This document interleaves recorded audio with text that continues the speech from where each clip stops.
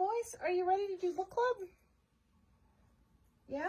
Everybody's awake today. It's good because it's the last day of book club.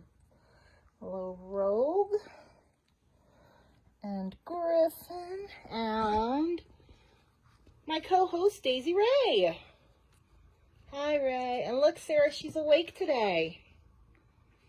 Rogue's trying to scratch his head on my phone. She's just too busy chewing on a bone to pay attention today. Hi, guys. It's Renee. I'm the children's librarian at Salem Public Library in Salem, Ohio. And this is Reading with Ray, our virtual book club for kids in kindergarten to 3rd grade. And today's our last day. So thank you so much for tuning in this whole time. We do have we'll have some different things coming up for summer. So this is just kind of the end of our spring session, and we're going to discontinue this program because we've got some other good things coming. So, you know, keep an eye on our Facebook for announcements about the new things that are happening. Rogue's going to sit here and stare at me today. I didn't want to start a new chapter book so close to the end, so I did choose a couple of my favorite picture books to share with you guys today. So keep in mind that if you need books, put them on hold, give us a call or go on our website and request things, and we'll get it ready for you. You can use our curbside pickup and get some materials, because we know everybody's probably read everything you got at home, and you do still have access to Hoopla and Libby, which are great resources for getting digital books and audiobooks and movies and all that good fun stuff too. But you know what? There's just something about having a book in your hands that I know I'm not the only person that feels that way. Just love to hold on to a book. All right, so I'm going to hold this one for a second. We'll do this one first. I have actually wanted to share this book for a long time, and I don't do a lot of, oh, hello, Rogue. School-age story time, so it's hard to find a good venue to use it in. So I thought this might be just the perfect place to share it. Hi. Apparently I have to scratch a cat instead. Yeah. I know I shouldn't pay attention to anything but Rogue. He's not spoiled at all. All right, buddy, get down. Get down. I'll hold you later, okay? All right, so the cat climbing on me, that's pretty much been my life for the last 2 months. I joke that some days I go to the library just to get away from the cats. Yeah. He's actually a really wonderful cat. He just likes to climb on me. He likes attention. All right, so my first book I'm going to share with you guys, like I said, I have 2 to share. And the first one is called Weeds Find a Way. And it is by Cindy Jensen Elliott, and the pictures are by Carolyn Fisher. And, you know, the last few months have been really trying for everybody. Everybody in the world is dealing with new, and things are out of our routine, and we can't do things the way we've always done them. And, you know, it's been really important to stay positive and figure out how to do things differently to make things keep on working. And I think that for the most part, everybody has done such a wonderful job. Teachers, I like to think our library has done a pretty good job adjusting to this new, and I'm sure you guys all are too. We're all frustrated. We're all stressed out.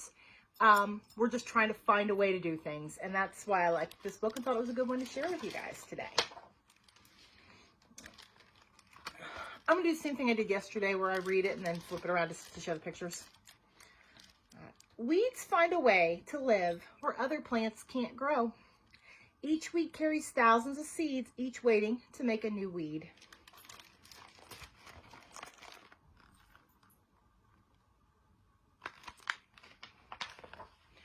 Just a little bit. Weeds send their seeds into the world in wondrous ways, fluffing up like feathers and floating away on the wind. Dandelions. Swirled into prickly burrs that stick out to socks and fur, poking into pants and paws like tiny needles. Oh my goodness, when I went to the beach last fall, oh, we had little sticky birds everywhere. And we even brought some back to Ohio from North Carolina. Rogue's resting its chin on the book. Or shot out of tight, dry pods like confetti from a popped balloon. Look, weed seeds find a way to wait, sitting still in an icy earth all winter. Buddy, you have to let the kids see the pictures. I'm going to move the camera down so you guys can actually see him. I'm not sure how well this will work, but, oh, well, oh, she's not going to do it now. Every time I put the book down to read, yeah, he's had to scratch his face on the corner of the book. You're entertaining, that's for sure. Okay, can I keep reading? He would rather I didn't. He would rather just scratch his head. Silly cat. Weeds find a way to wait, sitting still in icy earth all winter. Or baking in shimmering summer heat on a white-hot sidewalk without a whisper of wind. Peeking up through the cracks in the sidewalk. Till clouds billow and soft rain spills, carrying them floating downstream to sprout.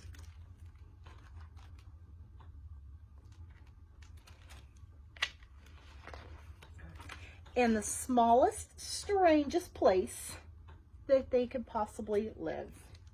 Weeds do come up in some pretty strange places. Weeds find a way to grow by the side of a windy road, in a crack in the cellar of a creaky old house,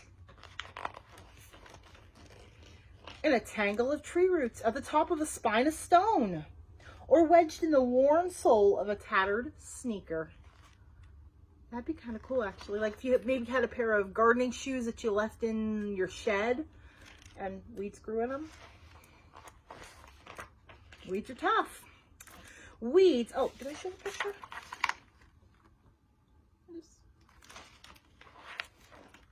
Weeds find a way to stay, reaching deep with a grip so strong the stem always breaks first, leaving their living roots behind to sprout again. Or pinching into pieces the minute you try to tug them out. Oh, yeah.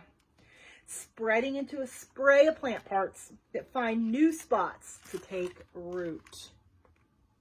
You know what? I feel like that's just people right now. We all got tugged out of our normal and spread out and away from each other.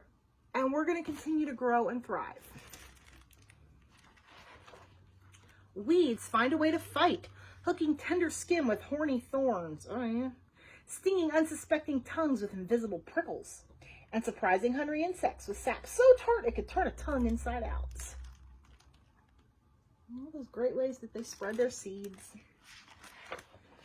Weeds find a way to be loved, sending up flares of riotous red, flags of green, umbrellas of the finest white lace, making a place with bees and birds, exhaling breath as sweet as sleep. All right, I'll admit it.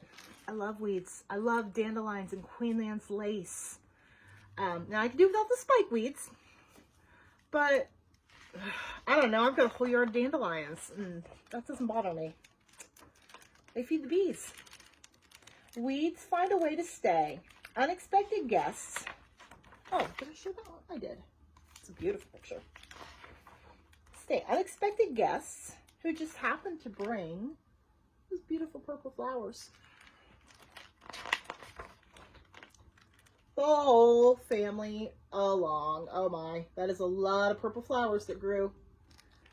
Because weeds are tough, just like us. And that's the end. All right, so I wanted to do my last story for this book club. Because of everything that's happened, we have not gotten to do any build up or build any excitement about our summer reading program. And it's such a shame because our theme this year is Imagine Your Story, and Salem Public Library really wanted to embrace the fantasy element of that, fairy tales and fantasy and mythology. And we were so excited. We had so many cool things to present to everybody, and it's just not going to be able to happen the way we imagined.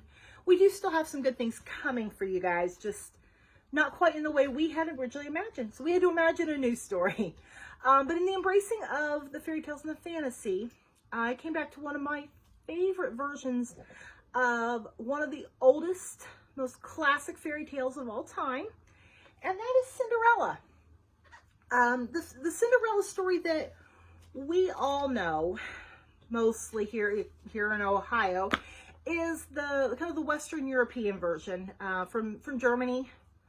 But there are Cinderella stories that have various things like that, various elements of the Cinderella story that are much, much older than the ones that we know from Western Europe. There are versions of Cinderella from China. Actually, I think the oldest ones are from China.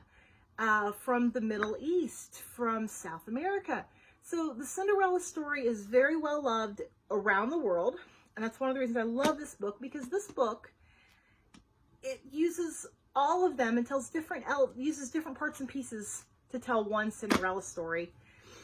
And this is Glass Slipper, Gold Sandal, A Worldwide Cinderella. And it is by Paul Fleischman and illustrated by Julie Pashkus.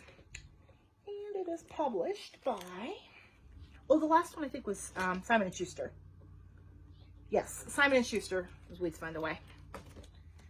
And this one is Henry Holt and Company as the publisher.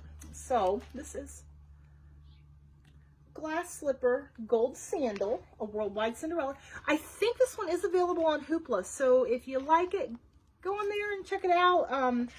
Because you can see the illustrations a lot better than I'm able to show you on here. So I'm going to try to show like which country each of these parts of the story are from. So you can see that they actually pretty much all work together to tell the same story, just with different elements, different parts, depending on where it's from. Once upon a time, there lived a wealthy merchant whose wife had died, and they had one daughter, gentle-eyed and good-hearted.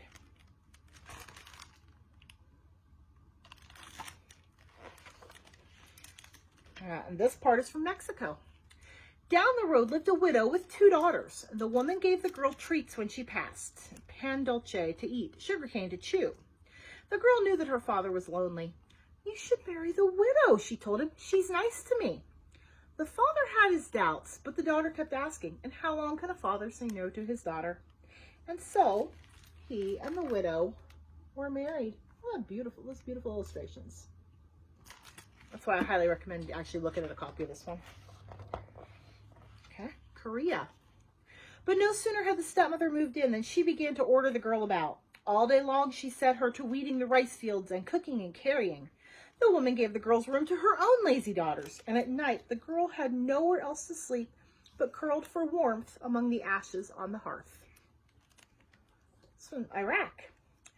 Her stepmother allowed her only a few scraps of food. Her stomach howled. Then the girl recalled how she begged her father to marry. I picked up the scorpion with my own hand, she told herself, and she vowed not to complain to her father and upset him. So we've got Korea is on this side, and Iraq on this side. Mexico, Korea, and Iraq are very far apart, and yet this story goes together with a piece from each of those countries. Russia. But when the girl was out tending the cattle, the beast heard her crying for hunger. Don't weep, said one of the cows, and the animal poured honey for her from its horn. Iran, and a fairy gave her figs and apricots. And in India, and Godfather Snake gave her rice.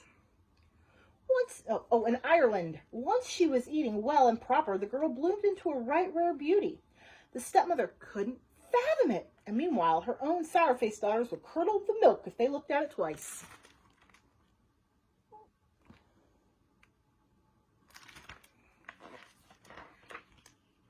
Zimbabwe. One day it was announced far and wide that the great king was in search of a queen. All the unmarried women dressed in their finest robes and set off for the palace. Germany. To make sure the girl couldn't go, the stepmother threw an apron full of lentils into the ashes and ordered her to pick them all out. Appalachia. Hey, that's us. And scour all the kitchen pots too, she hollered. Germany. As soon as the stepmother left with her daughters, the girl burst into tears. Outside, the sparrows heard her, and in they flew and pecked the lentils from the ashes. Appalachia. And then a witch woman came in and spoke a spell, and up jumped the pots and scoured themselves. It's two very interesting versions there. But it's the, it's the same thing, that the stepmother did something to prevent her from going, and then something magical happened to help. Laos. The girl was free to go, but she had nothing to wear except rags. And then she looked in her mother's sewing basket. Russia. Then she reached into the hole in the birch tree. Indonesia. Then a crocodile swam up to the surface, and in its mouth was a sarong made of gold. China. A cloak sewn of kingfisher feathers. Japan. A kimono red as the sunset.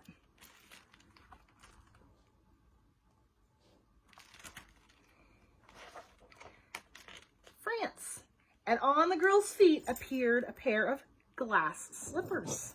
In India, diamond anklets. In Iraq, sandals of gold. In the West Indies, walk to the ball, said the girl's auntie. Never. She picked a big round breadfruit from a tree and tapped it 3 times with her wand. And quick as a blink of a firefly, that breadfruit changed itself into a coach.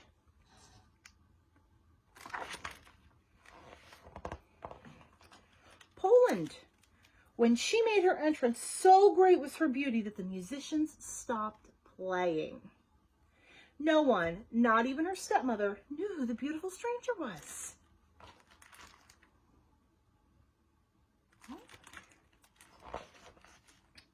Indonesia. All night the girl danced with the headman's son until the first rooster crowed. Then she remembered she had to leave at once. Gotta go. She leaped onto her mare's golden saddle.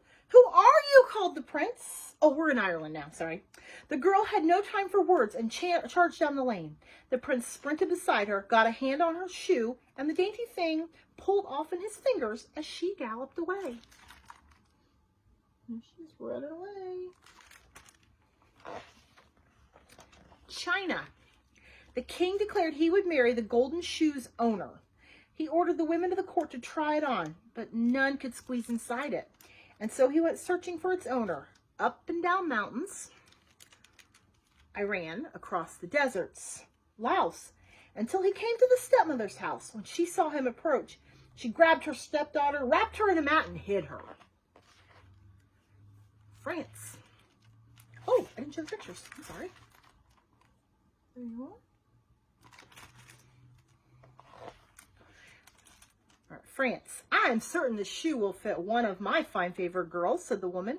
Grunting and sweating, her older daughter tried to wrestle the shoe on, but couldn't, and neither could the younger. Oh, here they are trying to squeeze their feet into those shoes. Iraq. Just then, a rooster began to crow. They put the ugly one on show and hid the beauty down below. Korea. The girl was brought forward. Don't waste your time with that one, said the stepmother. But the magistrate looked into the girl's eyes, took the straw sandal in his hand, and slipped it onto her foot with ease. Zimbabwe. She and the great king were married at the palace, where the guests feasted on mangoes and melons. In India, rice seasoned with almonds. Ireland, beef stew and lamb stew. Mexico, anise cookies and custards. Iraq, such a wedding it was, and such an adoring couple. Korea, and such a wondrous turn of events that people today are still telling the story. And that's the end. All right, so yeah, that was lots of little snippets of different versions of Cinderella from around the world. Actually, I'm going to put in the comments a link to a video version from, actually I think it's from the early 80s, mid 80s, because I remember watching it when I was a kid and absolutely loving it. And it's actually an World War II Appalachian version of Cinderella called Ash Pet. So say some of you grown-ups might remember this one, like from library when you were in school, or you know, from classes, because I know it was big with teachers in like the 80s and 90s.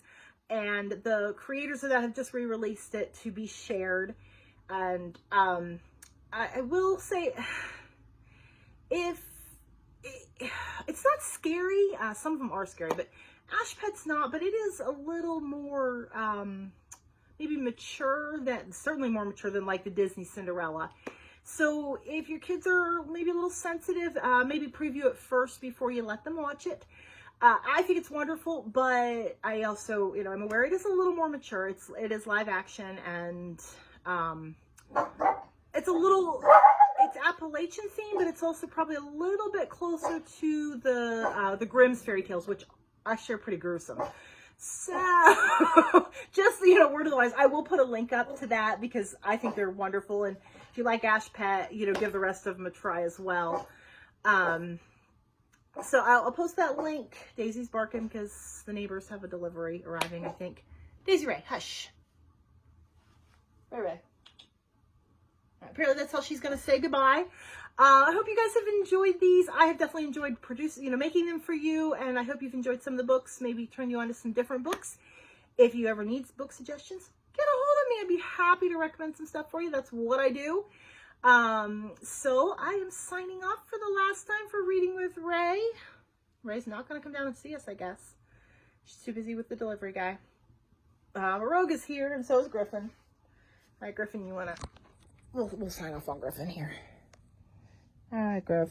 Griffin has actually probably done more of these than anybody else. He needs a good haircut. Dog haircutters have been closed as well. He goes next week. All right, Griffin, you say bye? Bye. All right, bye, guys. Thanks.